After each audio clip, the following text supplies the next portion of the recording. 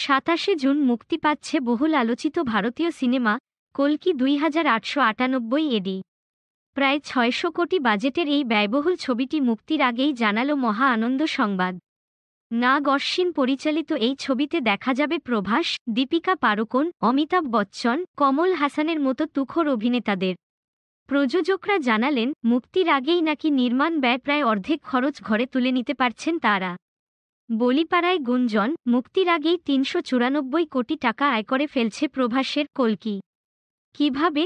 শোনা যাচ্ছে, যে অনুপাতে এই সিনেমার স্বত্ব অন্ধ্রপ্রদেশে বিক্রি হয়েছে তা থেকে 85 কোটি টাকা আয় হয়েছে। কিছু স্বত্বের বিনিময়ে 27 কোটি টাকা পাওয়া গেছে।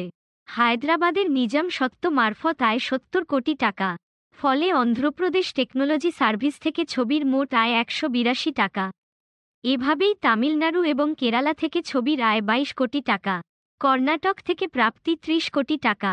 আর গোটা উত্তর ভারত থেকে 80 কোটি টাকার ব্যবসা করার প্রবল সম্ভাবনা রয়েছে। বিদেশের স্বত্বের বিনিময়ে আরও 80 কোটি টাকা ধরা হচ্ছে। এই সমস্ত কিছু মেলালে মুক্তির আগেই কল্কি আয়ের পরিমাণ দাঁড়াচ্ছে 394 কোটি টাকা। এরপর আবার অগ্রিম বুকিংও রয়েছে। কল্কিতে মহাভারতের যোগ আছে।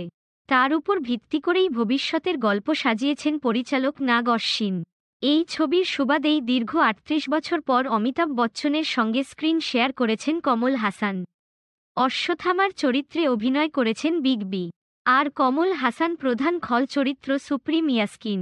এছাড়াও ছবিতে রয়েছেন দক্ষিণী অভিনেতা ব্রহ্মানন্দম, পশুপতি, শোভনা।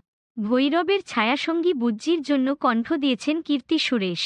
আর ছবিতে বাঙালির পাওনা কমান্ডার মানসের চরিত্রে শাশ্বত চট্টোপাধ্যায়। Pink villa.